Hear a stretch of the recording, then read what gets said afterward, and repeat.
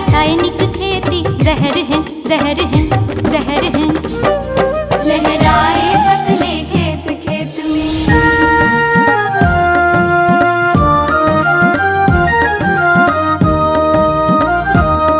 हम करेंगे जैविक खेती जो पौधों को जीवन देती, सबको सात्विक अन्न मिले, स्वस्थ बने मन खिले खिले।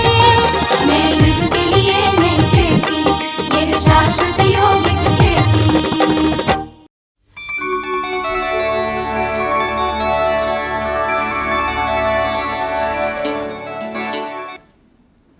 नमस्कार, शाश्वत यौगिक खेती टॉक शो में एक बार फिर से आपका स्वागत है। दोस्तों, शाश्वत यौगिक खेती का आधार है राजयोग, और राजयोग सीखकर हम राज ऋषि बनने की तैयारी कर रहे हैं।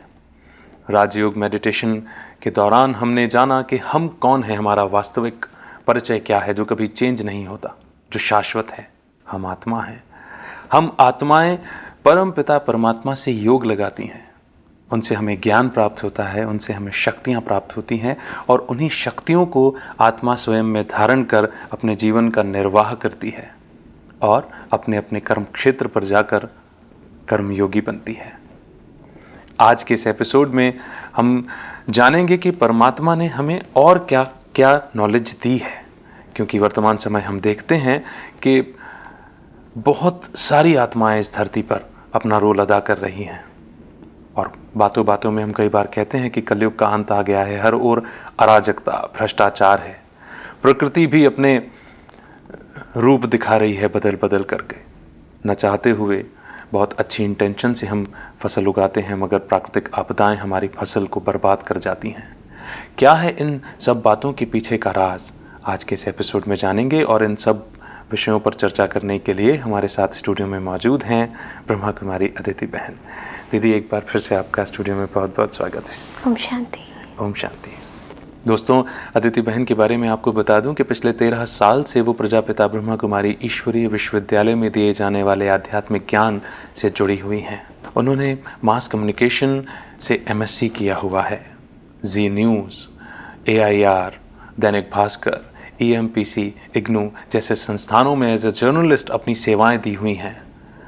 दिल्ली सरकार में स्वास्थ्य मंत्रालय में वो IEC ऑफिसर के रूप में अपनी सेवाएं दे चुकी हैं, और वर्तमान में ब्रह्मा कुमारी हेडक्वार्टर ज्ञान सरोवर में रहकर राजयोग शिक्षिका के तौर पर अपनी सेवाएं दे रही हैं। ईश्वरीय जीवन उन्होंने अपना सेवाओं में ही समर्पित किया हुआ है। दीदी, आपने हमें आत्मा का परिचय दिया, परमात्मा का परिचय दिया, और जो सुखद मीठी अनुभूतियाँ करवाईं वो मैंने भी अनुभव की, हमारे दर्शकों ने भी अनुभव की। उन अनुभवों के आधार पर बहुत अच्छा लगता है जब आप वो कमेंट्री करते हैं, तो हम किसी दूसरी ही दुनिया में पहुंच जाते हैं, अपने सारे रोल को भूल जाते हैं, आत्मस्मृति में टिक जाते हैं। जो आपने कहा था टीका लगाना यानी आत्मस्मृति में टिकना, वो अनुभव भी अपनी जगह है। और परमात्मा हमें और क्या नॉलेज दे रहे हैं, क्यों ये सृष्टि इस ओर जा रही है। जब परमपिता परमात्मा सर्वशक्तिमान है, हम उनकी संतान हैं, तो ये सब क्या हो रहा है आज धरती पर। पहले आपके पहले प्रश्न पर जाते हैं, अनुभव के बारे में। कि अनुभव जो हम करते हैं, एक्सपीरियंस जिसे हम कहते हैं, ये तो हम इस दुनिया में जो भी चीज़ें हमारे आसपास हैं, यदि थोड़े से अलर्ट हो जाएं तो हर चीज़ हमें इफ़ेक्ट कर रही है, उसका अनुभव कर रहे होते हैं, हमें इफ़ेक्ट कर रही होती है। पर कई बार हम इतने अलर्ट नहीं होते।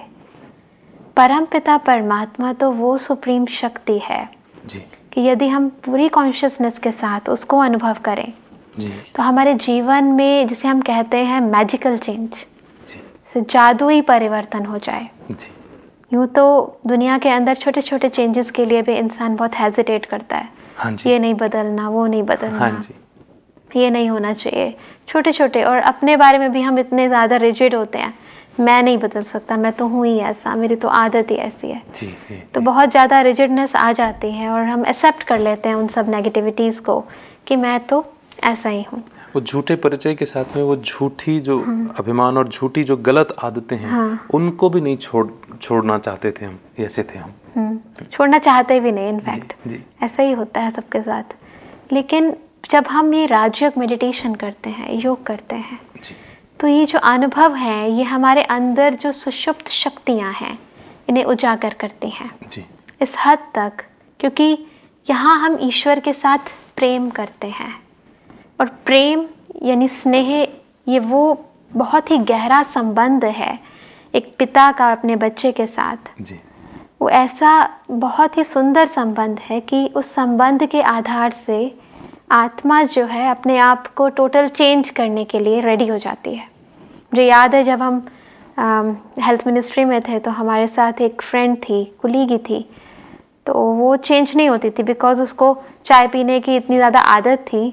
हम तो चाय नहीं पीते थे तो हमारे हिस्से की भी वो पी जाती थी। अच्छा। मतलब डेली इतना ज़्यादा एडिक्शन थी। जी जी जी। लेकिन क्या हुआ, अचानक से इतना चेंज आया उसमें कि कहने लगी कि मैं आगे से चाय नहीं पीऊँगी। तो सारे ऑफिस के सीन ही चेंज हो गया कि ये क्या हो गया उसे। जी।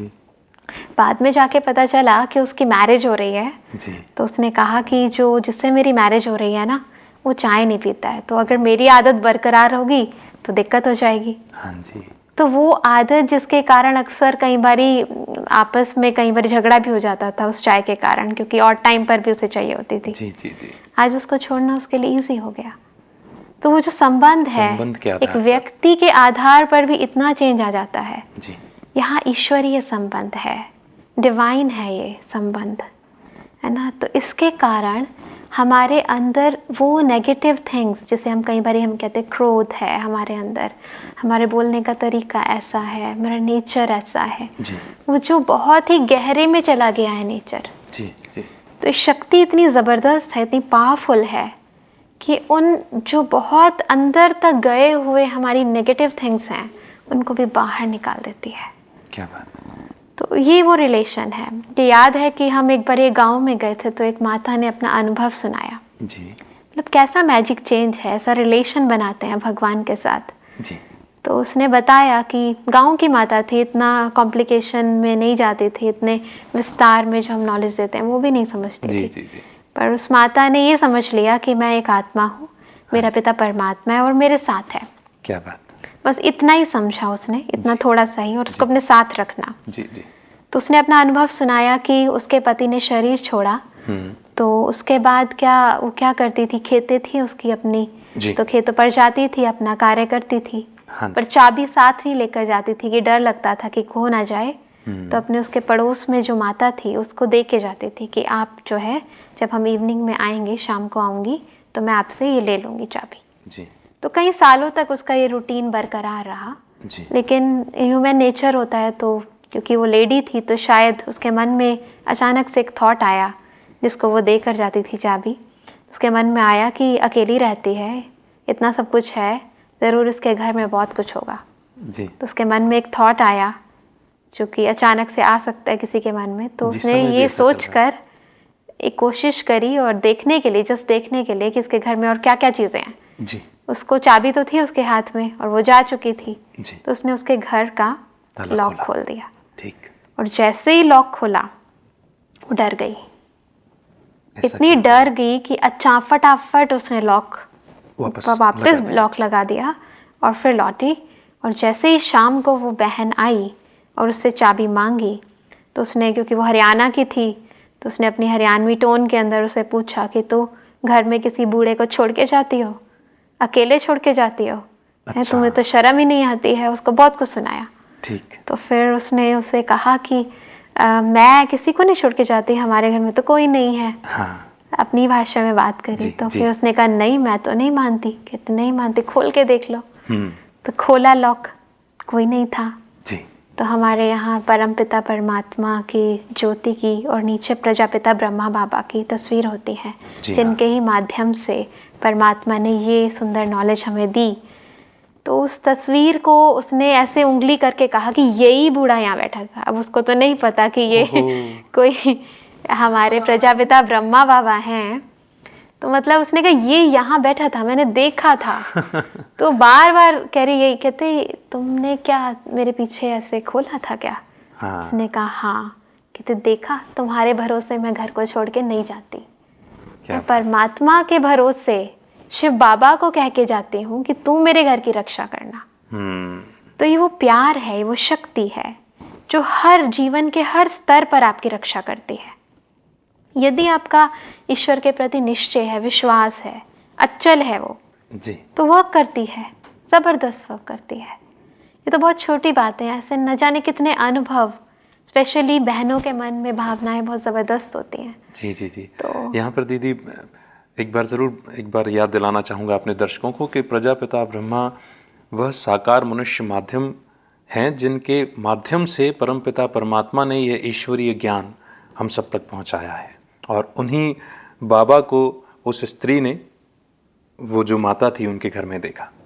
तो इस तरह अनेकों के अनुभव हैं, माताओं के, भाइयों के, हमारे अपने अपने जीवन के, जिसके आधार पर ही ये ज्ञान जो है हम सबके, हम कहें रोम रोम में समाया है। क्या बात। शरीर का तो रोम रोम होता है, पर आत्मा का भी जो मन है, बुद्धि है, वो अंतर तक उसने अपनी जगह बनाई है। जी जी जी। तो ये विश्वास बड़ा ज़बरदस्त है। शायद इसी अनुभव के आधार पर हम ये कह देते हैं कि रोम रोम में अनुभव समाया है, और कालांतर में अज्ञानतावश हमने ये कह दिया कि रोम रोम में परमात्मा समाया हुआ है। दीदी, समय तो कम है, लेकिन फिर भी आपसे जानना चाहेंगे कि वर्तमान समय जो अराजकता चल रही है, जो भ्रष्टाचार चल रहा है, जो पापाचार, अनाचार, प्रकृति भी अपने रौद्र रूप में दिखाई देती है।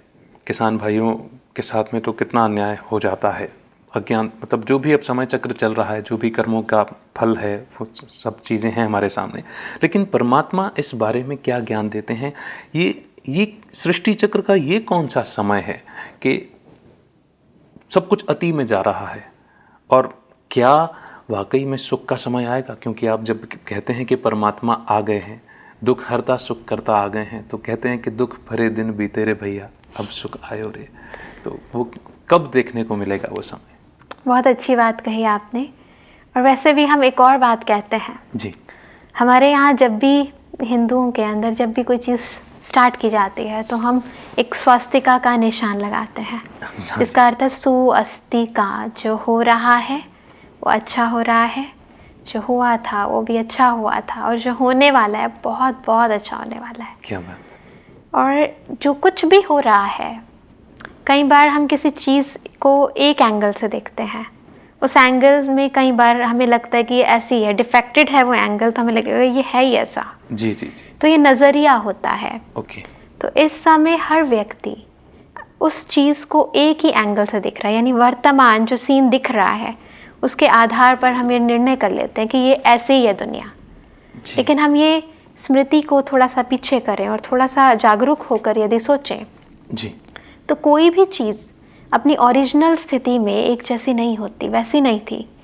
इवन हम भी कोई चीज़ नई बनाते हैं तो वो शुरू में नई ही होती है, हाँ जी, बाद में पुरानी होती है, धीरे धीरे पुरानी होती और एंड में ऐसी स्टेज आती है कि हम सोचते हैं कि इसको चेंज होना चाहिए। हाँ। सिमिलरली ये दुनिया भी सदा से ऐसी नहीं थी। हो सकता है इस दुनिया का भी वो टाइम चल रहा है जब इस दुनिया को चेंज होना है। जी जी नहीं, ये दुनिया भी सदा ऐसी नहीं थी। जी। तो यानी ओरिजिनल स्टेज में ये सारी दुनिया बहुत अच्छी थी, और जिसके कारण हम भारत को सोने की चिड़िया कहते हैं, गोल्डन एज कहते हैं उस टाइम को, और सतयुग कहते हैं। जी जी गीत जी, गाते हैं जहाँ डाल डाल पर सोने की चिड़िया करती करती थी बसेरा। जी जी तो थी कभी गोल्डन स्पैरो थी ये इंडिया। जी, बिल्कुल। देवी देवता सोने के मुकुट पहन करके सोने के सिंहासन पर विराजमान होते थे।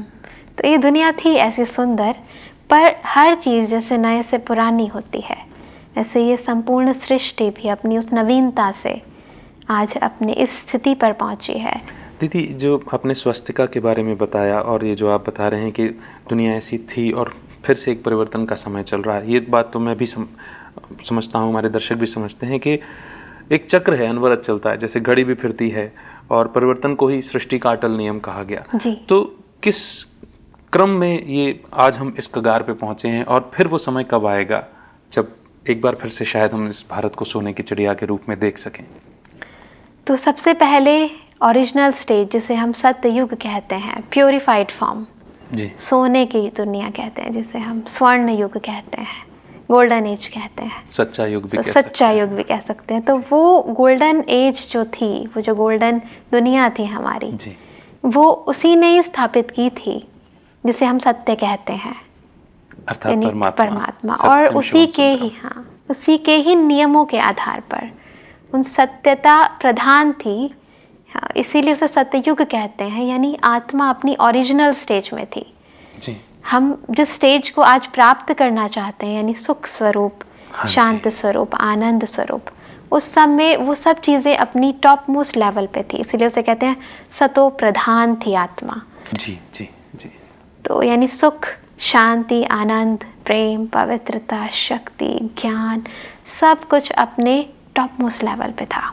शायद सुख ही सुख, आनंद ही आनंद, और शायद अलग अलग धर्मों में इसे स्वर्ग, बहिष्ट, पैराडाइज Right. या जन्नत कह करके पुकारा गया। पुकारते हैं, याद करते हैं, बिकॉज वो वही टाइम था जिसको हम चाहते हैं कि भारत फिर से वैसा हो जाए। जी जी। तो कहीं ना कहीं हमारे अंदर हिडन वे में है, आत्मा के अंदर कहीं है कि कुछ था ऐसा, इसीलिए हम उसको प्राप्त करना चाहते जी हैं। हाँ, स्मृतियों के आधार पर ही चित्र भी बना देते हैं अच्छे अच्छे। जी जी जी।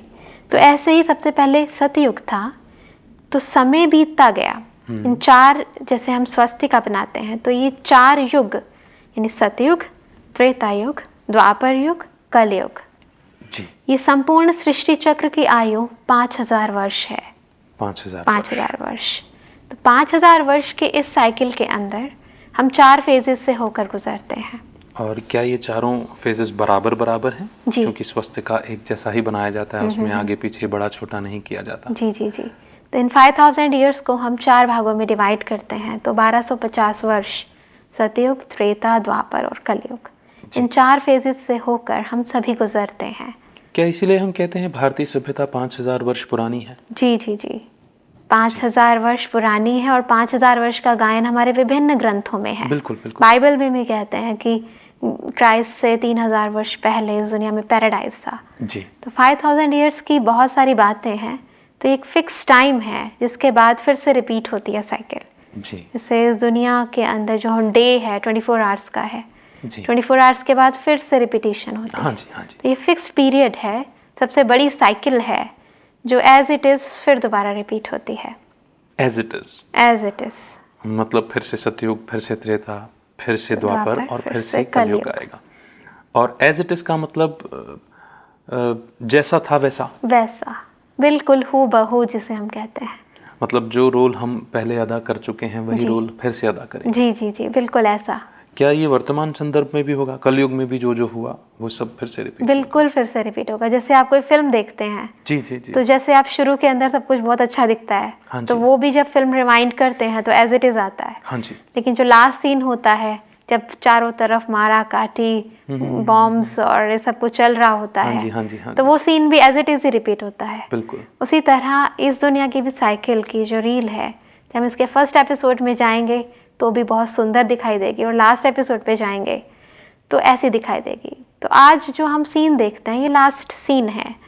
तो जैसे हर फिल्म के अंदर ये सीन आएगा, और अगर ये नहीं आएगा तो फिर फर्स्ट की ज़रूरत भी नहीं आएगी। जी, तो हर बिल्कुल। चीज़ की इम्पोर्टेंस है, ये बात तो और ठीक उस इम्पोर्टेंस को समझते हुए हर इंसान को अपना रोल अदा करना है कि अब मेरा रोल क्या है। तो दीदी जैसे बिल्कुल ठीक कहा आपने कि ये सीन नहीं आएगा तो अच्छे सीन की चाहत नहीं होगी। जी। मगर अच्छा तो बड़ा अच्छे से कुछ स्मृति ही नहीं रहती, हम शायद ऊपर वाले को याद भी नहीं करते। मगर जब ये बुरा सीन चल रहा है, मैं वर्तमान परिदृश्य में पूछना चाहूँगा आपसे, इसमें तो बहुत दुख है, दर्द है, चीख है, पुकारे हैं। हम इस रोल को जो आपने जैसे कहा कि एक नज़रिए से देख रहे हैं तो शायद बुरा दिख रहा है, मगर इस नज़रिए को कैसे हम बदलें कि रोल तो ये अदा करना ही पड़ेगा। जो भी परमात्मा प्रदत्त ज्ञान आप दे रहे हैं, जी। ये रोल तो अदा करना पड़ेगा, रोल से नहीं भाग सकते। मगर आज हम देखते हैं जनसंख्या भी बहुत ज़्यादा है, पहले शायद इतनी नहीं हुआ करती थी कि एक तो इतनी जनसंख्या एकदम से ऐसे अभी विस्फोट सा क्यों नज़र आता है, और इस वर्तमान रोल से डिटैच हम कैसे हो सकते हैं?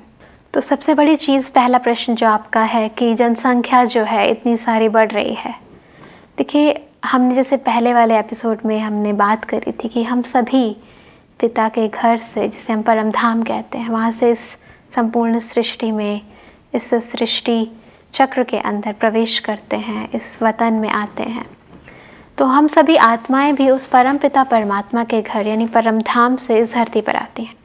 लेकिन बहुत ही सिंपल है कि इस दुनिया के अंदर जब हम कोई फिल्म भी देखते हैं तो सभी एक्टर्स इकट्ठे तो नहीं आते जी। तो इस दुनिया के अंदर भी जब इसकी फिल्म शुरू हुई, यानी जब सतयुग था, तो सभी आत्माएं इकट्ठी नहीं आई। तो सतयुग से त्रेता, त्रेता से द्वापर, द्वापर से कलयुग तक आते आते एक्टर्स भी बढ़ते चले गए, ऊपर से नीचे और ऊपर से नीचे आते चले गए। तो हम सभी आत्माएं वैसे अपने परम धाम, जो हम सभी का घर है, जहाँ हमारे पिता भी रहते हैं, हाँ जी, वहाँ हम सभी आत्माएं अपने वास्तविक स्वरूप, जो हमारा ज्योति स्वरूप है, वहाँ पर हम सभी आत्माएं रहती हैं। जी, और जैसे एक फिल्म के अंदर एक्टर का अपना अपना टाइम आता है, तो जब उसका रोल शुरू होता है तो वो अपना एक्ट करने आता है। जी, लेकिन इस फिल्म की खूबी ये है कि इसके अंदर जो भी एक्टर एक दफ़ा आ जाए तो फिर वापस नहीं जा सकता। जी, जी, इसके कारण क्या होता है कि जनसंख्या वृद्धि होती जाती है। जी, तो जैसे जैसे सतयुग, त्रेता, द्वापर, कलयुग आता है, तो कलयुग अंत तक सभी एक्टर्स को, जो कि एक्टिंग करने के लिए हैं ऊपर, कि आत्मा जो है वो एक्टर है, तो वो एक्ट करने के लिए इस शरीर रूपी कॉस्ट्यूम ले लेते हैं। तो हर फिल्म के अंदर जब लास्ट स्टेज होती है, तो वो जो लास्ट एपिसोड होता है जो इस समय चल रहा है, वो वही दयनीय होता है, दर्दनाक होता है, क्योंकि उसके बाद जो सीन लाना है, उसके बाद, क्योंकि इतने समय तक जो कुछ भी हुआ उन सबको वाइंड अप करना है। जी, जी, जी। और उन सबको वाइंड अप करके फिर दोबारा उस पॉजिटिव सीन तक पहुंचना है। घनघोर दुख के बाद फिर घनघोर सुख पर हाँ ना, पहुंचना जैसे रात होगी तो दिन आएगा, और दिन की वैल्यू भी रात के कारण है। बिल्कुल। सिमिलरली अगर मैं रात को ही सोचती रहूं कि रात क्यों आई, तो रात के अंदर भी कुछ पॉजिटिव थिंग्स हैं, क्योंकि रात आई है तो मुझे याद आता है कि दिन भी आएगा। जी, तो वो आपस में कॉन्ट्रास्ट है टोटल। जी, तो उस समय हमें क्या करना है, ये भी बहुत इम्पॉर्टेंट चीज़ है कि अब जनसंख्या बढ़ गई है, सब कुछ अपनी चरम सीमा पे है, तो मुझे अब कौन सा पार्ट की ज़रूरत है। जी। अभी तक तो हीरो ने, अगर हम एज एन एक्टर है तो हमने बहुत ही अच्छा रोल अदा किया, हमें सब कुछ मिला, सहूलियतें मिली, प्रकृति की भी सब कुछ। लेकिन अब जब लास्ट एपिसोड है तो इस समय टाइम है कि मैं अपनी पावर को दिखाऊं। जी, तो इस समय ही वो समय है कि जब हम, हमारा जो पिता है, उससे पावर लेकर इन नेगेटिविटीज़ का फुल फ्लेज्ड मुकाबला करें, जी, उससे शक्ति लेकर अपने आप को शक्तिशाली बनाएं। जी, तो ये एक बहुत ही इम्पॉर्टेंट टाइम है। क्राइसिस के टाइम पर ही पता चलता है कि आपकी आर्मी कितनी पावरफुल है। बिल्कुल ठीक। तो ये आपको अपनी फोर्स, वो ये शक्ति दिखाने का टाइम है कि मैं भगवान का बच्चा हूँ। हाँ। तो यही वो टाइम है। और एक और अच्छी बात यह है कि इस वक्त परमात्मा स्वयं भी रोल अदा करने के लिए सृष्टि पर आए हैं, जिनको हमने जन्म जन्मांतर ढूंढा, जी। वो खुद हमारे साथ में हमें शक्तियां देने के लिए इस स्टेज पर, सृष्टि नाटक मंच पर मौजूद है। जी।